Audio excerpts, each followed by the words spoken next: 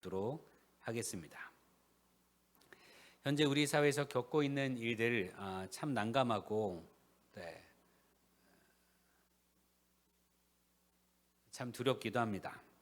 화를 조장하고 화를 북돋아 차분한 해결을 어렵게 하는 것처럼 보이죠. 오늘 새벽에 법원 유리창을 깨고 법원에 진입한 사람들 100여 명이 경찰의 이른바 곤봉도 빼앗아서 휘두르기도 하고, 그런 난동을 보면서 결국 화를 북돋는 사회, 화를 북돋아서 결국 그런 일이 생긴 건 아닌가. 어떻게 살펴보면 굉장히 유치한 방식으로 사회가 흘러가고 있다고도 할 것입니다. 마치 이면에 뭔가 특별한 일이 있고 혹은 뭔가 심오한 뜻이 있는 것처럼 말하지만 사실 드러난 행동들은 굉장히 가볍습니다. 그냥 즉자적이고 즉각적이죠. 나 화났어 하면 그 화를 그냥 풀어내는 것 말이죠. 이를 조장하는 혹은 이를 부추기는 이들도 문제 아니겠습니까? 언론이 이야기하는 바처럼 이를 부추기고 이 상황에서 유튜브 하는 사람들, 어떤 사람은 하루에 2,400만 원을 벌었다 이렇게 얘기도 하니까 갈등을 조장해서 말이에요. 사람들의 삶을 보면 자기들이 말하는 것, 믿는 것, 지향하는 바와 삶으로 표현되는 부분에 격차가 있습니다. 그렇게 조장하는 방송도요, 사회 혼란을 요구하지 않아요. 사회 혼란을 얘기하지 않습니다. 사회가 질서에 있어야 된다라고 말합니다. 그렇지만 실제로 하는 그들이 주로 주장하는 바는 분란이에요. 예를 들면 법원의 판결이든 뭐든 받아들이지 말자라든지 말이지요. 그런데 어디 그뿐입니까? 그냥 우리 개개인의 삶도 그렇습니다. 내가 말하는 것과 내가 행동하는 게 다르다 이거예요. 내가 사랑을 말하지만 행동은 미움을 행동을 하기도 하고, 내가 선을 말하지만 그러나 실제 삶의 모습은 악을 선택하는 경우도 있습니다.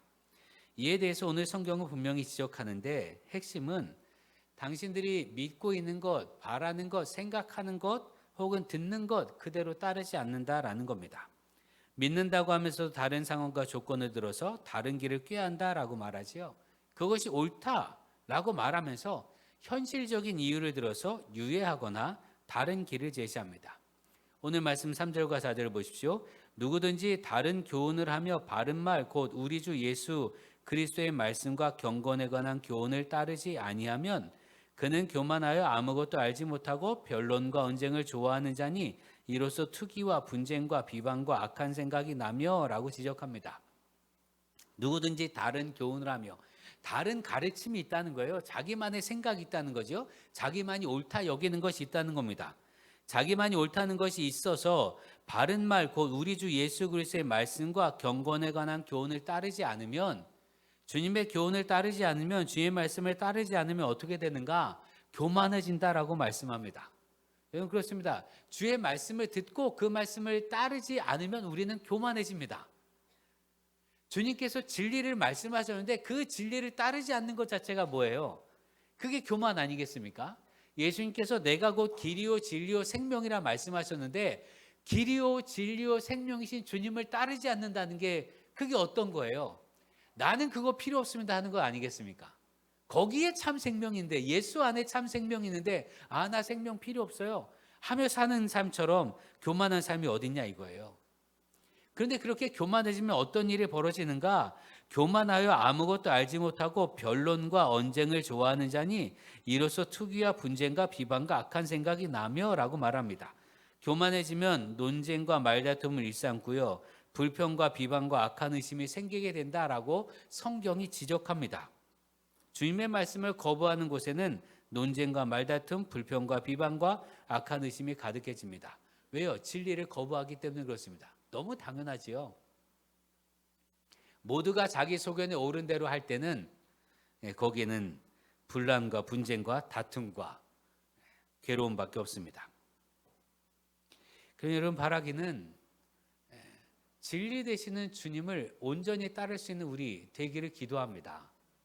내가 말로 혹은 생각으로 예수님이 진리이십니다라고 하면 진리 되신 주님께서 하시는 말씀을 그대로 따를 수 있는 우리 되기를 기도합니다. 거기에 생명이 있는데 왜 내가 거기에 덧붙여서 아니 이건 좀 다른데요? 아니 이건 좀 그런데요? 라고 하냐 이거예요. 만약 이런 게 어떤 의미인가 하면 시험 문제를 푸는 학생이 정답이 아닌 걸 골라요. 시험 문제 보기가 1, 2, 3, 4, 5번 있는데 답이 4번인데 자기가 1번을 선택해 놓고 아니 왜 이게 답이 안 됩니까? 이것도 답인데요? 하는 것과 마찬가지라 이거예요. 분명한 정답이 있는데 내가 더 잘 안다고 하니까 그러니 교만이라 아니할 수가 없겠지요.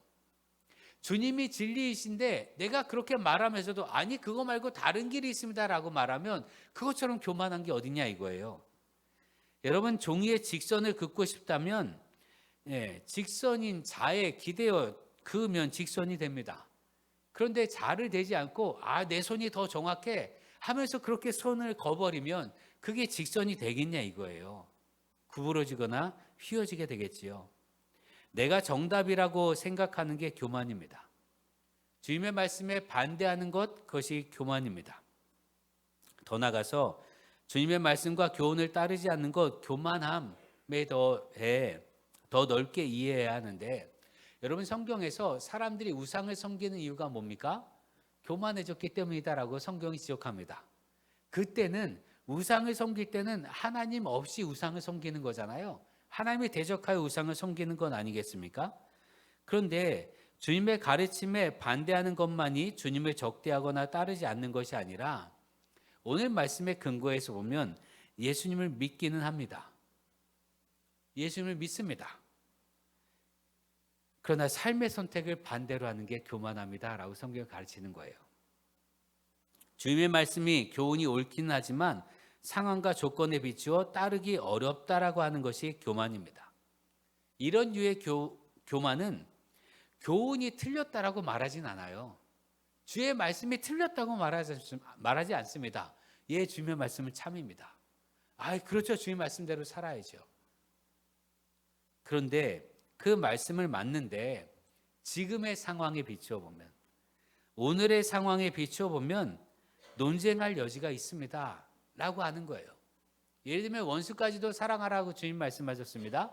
그 말씀이 맞지요. 그런데 여러분 어떻게 하십니까? 지금 우리 사회는 어떻게 하고 있나요? 원수까지도 사랑하라고 하면 이 여당과 야당이 이렇게 싸워서는 안 되거든요. 극우와 극좌가 이렇게 싸워서는 안 됩니다. 그렇잖아요. 원수까지도 사랑하라는 그 말씀을 믿는다면 말이지요. 예수를 믿는 사람들이 극우에도 있고 극좌에도 있어요. 그럼 그들이 원수까지도 사랑하라는 말씀을 믿는다면 어떻게 해야 됩니까? 서로를 향한 힐난과 비난을 좀 자제하고 주님한테서 어떻게 화합의 길을 갈지 상생의 길을 갈지 찾아야 할 거 아니에요. 그런데 예수를 믿는다고 하는 사람들이 더 극단적이에요. 말하는 거 보면. 그러니까 이런 식이에요. 주님의 말씀은 맞는데 원수까지도 사랑해야 한다는 말씀은 맞는데 지금 상황에서 어떻게 저런 것들을 사랑합니까? 어떻게 저런 것까지 사랑해요? 저들은 같이 있을 수 없는 사람들입니다. 하며 내가 판단하는 것 아니야 이거예요. 그 말은 맞는데 지금 상황에서는 적응하기 어렵습니다. 이게 우리가 살아가고 있는 모습 아니겠습니까? 그러니 교만하다라고 말하지 않을 수밖에 없지요. 그게 교만 아니고 뭐예요? 진리가 선포되는데 진리를 따르지 않는다는 건 내가 자기만의 삶이 있다는 거 아니에요? 자기가 생각하는 진리가 있다는 거 아닙니까? 그게 곧 교만 아니겠습니까? 예수님께서 길을 가실 때 어느 청년이 영생을 어떻게 얻습니까? 라고 묻습니다. 어떻게 얻습니까? 그래서 주님께 왜 나에게 묻느냐라고 말씀하시면서 다시 말씀하시기 율법을 지켜. 율법에 있는 내용을 말씀하셨어요. 그러자 이 청년이 제가 그건 다 지켰습니다 라고 말합니다. 청년의 처음 시작의 질문이 어떻게 해야 영생을 얻겠습니까? 라고 선생님 하고 물었단 말이지요. 진리 되신 선생님, 내가 어떻게 해야 영생을 얻을 수 있겠습니까? 라고 물었어요. 그럼 그 답이 예수님께 있다라는 걸 전제하고 물은 거잖아요. 그래서 주님께서 말씀하십니다. 너에게 한 가지 부족한 게 있는데, 마태복음 19장 21절에 예수께서 이르시되 내가 온전하고자 할진대 가서 내 소유를 팔아 가난한 자들에게 주라. 그리하면 하늘에서 보화가 내게 있으리라. 그리고 와서 나를 따르라 하시니라. 여기서 예수님은 두 가지를 말씀하셨습니다. 가진 걸 팔아서 가난한 사람에게 주면 하늘에서 상급이 있을 것이다. 그리고 영생을 얻으려고 하는 그 말대로 너가 나를 따라와야 할 것이다. 이걸 말씀하셨어요. 그럼 진리의 말씀을 들었습니다. 어떻게 합니까? 가진 것을 팔아서 나눠주고 주님을 따라야 하잖아요. 그런데 마태복음 19장 22절 이렇게 말합니다. 그 청년이 재물이 많음으로 이 말씀을 듣고 근심하며 가니라. 그 말씀은 맞는 것 같은데 근심이 생기는 거예요. 내가 가진 것 때문에 지금은 안 되는데 하며 말이지요. 주님의 말씀 옳지만 따르기 어렵다고 합니다. 주님 말씀 알겠는데 아직 그 정도까지는 마음의 준비가 안 됐어요 라는 거겠지요. 근심하며 돌아갔으니 말입니다. 이 청년이 주님을 대놓고 적대한 건 아니잖아요. 바리새인과 사두개인처럼 주님을 대놓고 대적한 건 아니에요. 주님 말씀을 들었습니다. 믿었습니다. 그런데 자기의 상황에 지금 상황에 따를 수 없어요 라고 하는 거라 이거지요. 주의 말씀을 반대하고 주님을 적대하면 주님의 뜻대로 살지 않는 건 너무나 당연하겠지요. 그러나 교훈을 인정하고 주의 말씀을 인정하고 믿으면서도 주님의 뜻대로 살지 않는 사람들이 있습니다. 상황과 조건 때문에 어쩔 수 없이 아직은 시간 때문에 등등 여러 핑계를 대면서 지금은 아직 못하겠습니다 한단 말이지요. 그럼 그렇게 하는 사람들의 결말이 어디니까? 주님의 말씀이 맞기는 한데 그대로 따르기에는 내 상황이, 지금의 상황이 혹은 시간이 내가 갖고 있는 게 혹은 내가 갖고 있지 않은 게 이런 등등 때문에 지금은 못하겠습니다 하는 사람들이 흘러가는 곳이 어디냐 하면 5절에 마음이 부패하여지고 진리를 잃어버려 경건을 이익의 방도로 생각하는 자들의 다툼이 일어나느니라 라고 말씀합니다. 주님의 말씀이 진리인데 아직은 못 따르겠습니다. 혹은 이런저런 이유로 제가 지금은 순종하지 못하겠습니다 하면 마음이 부패해진다는 거예요. 마음이 부패해져서 진리를 잃어버립니다. 그러니 결국 그 믿음조차 잃어버린다는 거예요. 여러분 순종을 거부하면 결국 가는 곳은 믿음까지도 잃어버리는 것입니다. 이게 성경의 말씀이에요.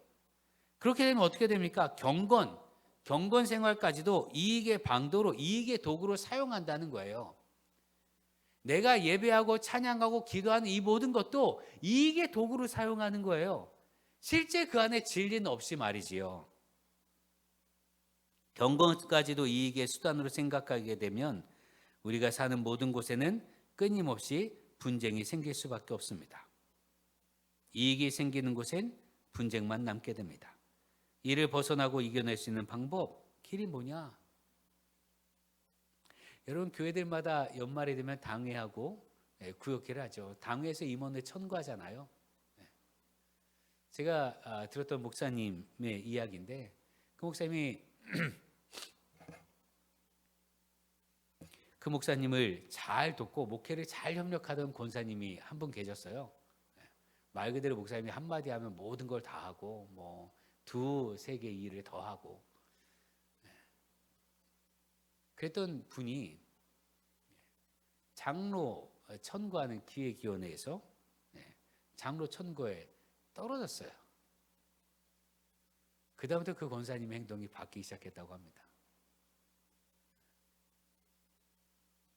목사님을 위해서 따로 요리사 출신이었는데 목사님 위해서 평일에 와서 따로 요리를 해주던 권사님이 그 칼로 목사님을 위협하기도 하고 이유는 하나예요. 자기가 이른바 요리사로 활동하고 그 세계에 살아가는데 이른바 장로라는 타이틀이 필요하다 이거예요.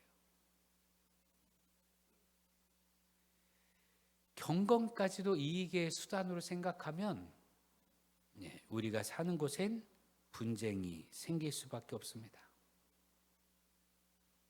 그럼 이걸 어떻게 해서 극복할 수 있습니까? 오늘 성경은 말합니다. 6절에 자족하는 마음이 있으면 경건은 큰 이익이 되느니라. 자족할 줄 아는 게 핵심입니다. 자족이란 욕망을 누르는 방식으로 자족에 이를 수가 없어요. 내가 갖고 싶은데, 예를 들면 내가 좋은 핸드폰을 갖고 싶은데 그거보다 조금 덜한 핸드폰이 있어도 아이 뭐 이 정도도 괜찮지 뭐 하는 형태, 그렇게 욕망을 억누르는 게 자족이 아니라, 혹은 지금 나보다 어려운 사람들을 바라보면서 그들에 비하면 참 좋네, 그들에 비하면 괜찮지 뭐 하면서 욕망을 억누르는 식으로는 자족에 이를 수가 없습니다. 비교 대상을 찾아서 만족하게 되면 다른 비교 대상 때문에 불만족에 빠질 수밖에 없거든요.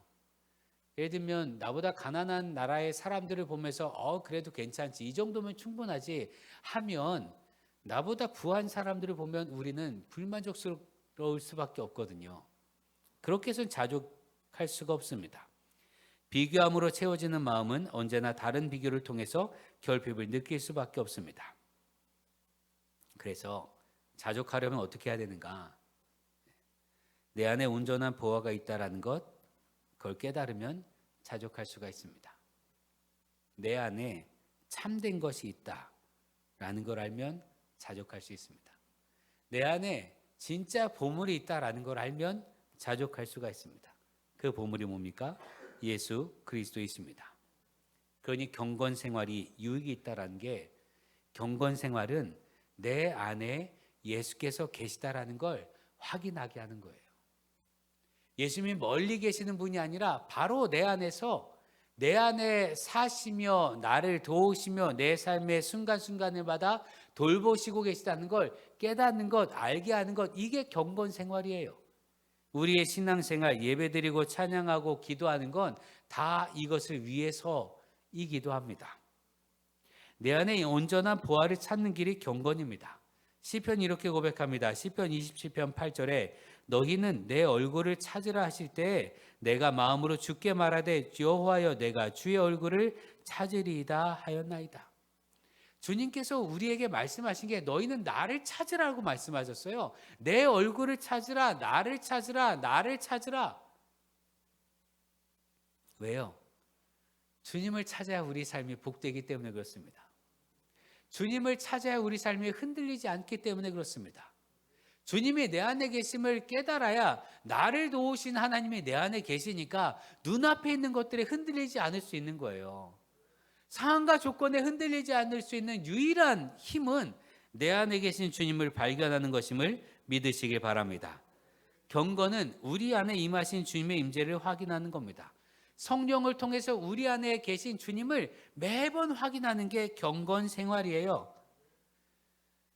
주님께서 우리 안에 계십니다. 그런데 이를 우리가 잊거나 잃어버리니까 방황하는 거예요. 여러분, 가장 좋은 보화가 내 안에 있다면 그럼 우리가 어떻게 방황하겠습니까? 여러분, 실제로 내 집에 금으로 만든 황금 두꺼비가 있고 막 이러면 밖에 나가서 주눅들지 않을 수 있잖아요. 내 안에, 내 집 안에 진짜 좋은 것이 있고 내 진짜 귀한 것이 있다라고, 그게 실제로 있으면 우리는 밖에서 사람들이 뭐라 하든 흔들리지 않을 수 있습니다. 그것처럼 내 안에 예수님이 계시면 눈에 보이는 것들이 흔들리지 않을 수 있습니다. 내 안에 주님이 계시면 눈에 보이는 것, 상황과 조건 때문에 방황하지 않을 수 있고요. 내 안에 주님이 계심을 내가 확신하면 여러분, 우리는 내 삶에 자족할 수가 있습니다. 이를 잃어버리거나 알지 못하거나 깨닫지 못하니까, 그러니 늘 갈증을 느끼는 거예요. 늘 갈급함을 느끼는 겁니다.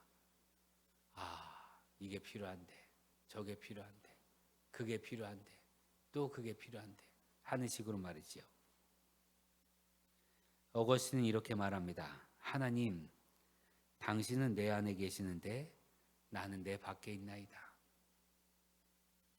하나님은 내 안에 계신데 정작 내가 내 안에 있는 하나님을 발견하는 게 아니라 나는 벌써 밖에 있는 거예요. 밖의 것들이 눈에 다 팔려서 다른 것들을 통해서 만족감을 누리려고 막 헤매는 자신을 발견하게 됐다 이거지요. 여러분, 우리 안에 계시는 주님을 찾아내는 것, 그것이 경건이며 그게 자족할 수 있는 유일한 삶의 길임을 믿으시기 바랍니다. 주님이 우리 안에 계시면 우리는 자족할 수 있습니다. 시인이 이렇게 고백합니다. 시편 125편 1절에 여호와를 의지하는 자는 시온산이 흔들리지 아니하고 영원히 있음 같도다. 하나님을 의지하는 사람은요, 시온산이 흔들리지 않고 영원히 있는 것처럼 그렇게 흔들리지 않는다라고 말씀하십니다. 주님 안에서 우리는 환경과 조건에 흔들리지 않을 수가 있습니다. 여러분, 사실 이걸 위해서 우리가 신앙생활하는 거 아니겠어요? 우리가 왜 예수를 믿게 됐습니까? 뭐 어려서부터 자동적으로 믿게 된 사람들도 있겠습니다만, 궁극적으로 우리가 예수님을 진짜로 믿게 된 그때는요, 내 삶의 형편이 흔들리더라 이거죠. 이렇게 해서 내가 제대로 살 수 있을 것 같지 않고, 이렇게 해서 내 영혼이 죽을 것만 같고, 이렇게 사는 게 의미 없는 것 같고, 이렇게 사는 게 공허하고, 등등 삶에 대한 기쁨도 없고 감격도 없고 감사도 없고, 삶은 흔들리고 무너지는 것 같고, 근데 내가 사는 게 도대체 뭔가 하는 질문이 생길 때, 그때 예수께서 생명과 진리가 되시기에 그래서 주님을 믿게 된 것 아니겠습니까?